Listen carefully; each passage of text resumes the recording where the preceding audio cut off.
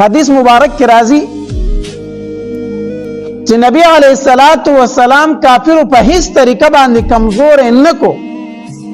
نو دا اعلان وکړو یو معاهده ولیکلا یو تحریر ولیکو او پاغه کې دا خبر ولیکلا چې د نبی علیہ الصلوۃ والسلام د خاندان سره به د تمام قریشو بایکاټ د بنو هاشم سره د تمام قریشو بایکاټ نه به دوی ته غږ وکړي نه به د دوی سره غم خادي کوي نه به دوی له رښتې ور کوي نه به د دوی سره تجارت کوي دا بایکاټ وکړو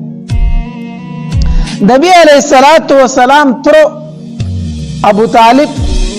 هغه خپل رونه راغون کړلو او د خاندان خلک راغون کو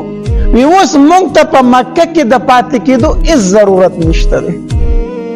ځکه په دې کوڅو کې مونږ ګرځو نو مونږ ته پکې څوک غږ نه کوي کو د مکې په کوڅو کې مونږ ګرځو زمونږ سره څوک غم خادي نه کوي زمونږ سره څوک نکاح نه کوي نو موږ په مکه کې آخر پاتې کېږو بیا څه شي ده نو داسې یوه ګاټي وه تنګې او تنګې د دوو غرونو منځ داسې یو وادي غونته کې وه دا د ابو طالب ملکیت و ویځی چې د مکې نه وځو دغې غرونو ته لاړ شو نو ابو طالب سره د نبی علیه الصلوۃ والسلام سره د بنو هاشم د خپل خاندان نه لاړو او دغې تنګي کې آباد شو دغه تنګي کې دغه غرونو په منځ کې آباد شو د نبی علیہ الصلوۃ والسلام پترونو کې ټول ترونه وسره تلی وو او یو ابو لهب وسره نه وتلی دته نه پاتې شو دا بدبخته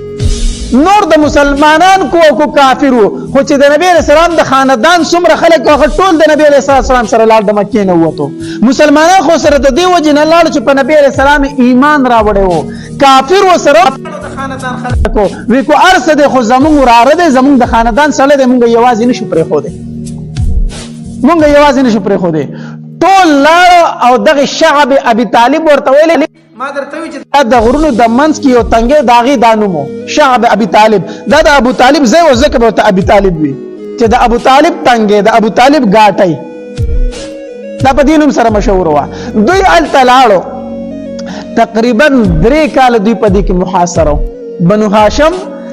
3 کال دا واقعه د نبوت په 9 کال باندې راغلی و د نبوت په 9 کال دا واقعه راغلی و او تر 3 کال پورې بنو هاشم په دغه غاټي کې موجود و حدیث مبارک راځي مؤرخین ذکر کړی دي تاریخي روایت دي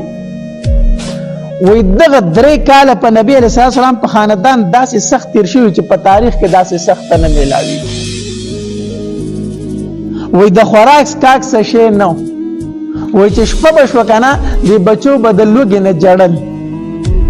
د دغه غاټۍ نه د دغه تنګینه به د ماشومانو د جړاګانو د اوازونو په مکه کې اوریدل شو دا بدلوګ نه جړل سعد ابن ابي وقاص رضی الله تعالی عنہ فرمای او یو ځل زه د شپې تلم داسې کنه د شپې تلم وای ما خپه پس شي باندې کې خو د خپل بخپیو ما وای ما ته دومره محسوس شو چې لون څه شه دی لونو وی ما چې بخبراله ما ډایرک راواغسته خولې ته مې کو تیر مې کو وی تر نه پورې ما ته پته نه لګیدل چې هغه څه شی و خو چې ما ته دومره احساس وشو چې څه شی لون دی او زما خپل یخه کړه راو مې غسته ډایرک مې خو صحابه کرام او د نبی علیہ الصلوۃ والسلام خاندان 3 کال پورې د کیکرو پاڼې خوړلې دي تر 3 کال پورې نبی علیہ السلام د ملګرو د خاندان تر 3 کال پورې په دغه غاټۍ کې د کیکرو پاڼې خوړلې دي سعد ابن ابي وقاص رضی الله تعالی عنہ فرمایي وای داسې بولو براست تلم سارا ته وتم چې وتلم وای داسې د اوخ یو سرمن په خور کې ولیدل چې پرته ده اسې یو سرمن پرته ده وی هغه مې راواغسته خاورې مې داسې ټک وخلی وی ما وی چې دا ما چرته لوی سیزو مونته وی هغه مې راواغسته او کور مې په اوبو کې خوټکوله چې زری شو هغه اوبو هغه سرمن مې بوټ کړو تیر مې کړو دومره د لوګي حالت دومره سخت کار او د نبی علیہ الصلوۃ والسلام په خاندان باندې بچا څه شیخ خرڅوم نه ځکه د تجارت قافله چې به مکه تراله کنه نو ابو لهب په سلاړو دا د نبی له خپل سکتر دی ابو لهب په سلاړو وی د ورتوي چې کو د بنو هاشم سو کراشي کنه ګوره څه شی بوله ورکوي نه او کو ورکوي ورلا په ډبل قیمت په ول ورکوي په ډبل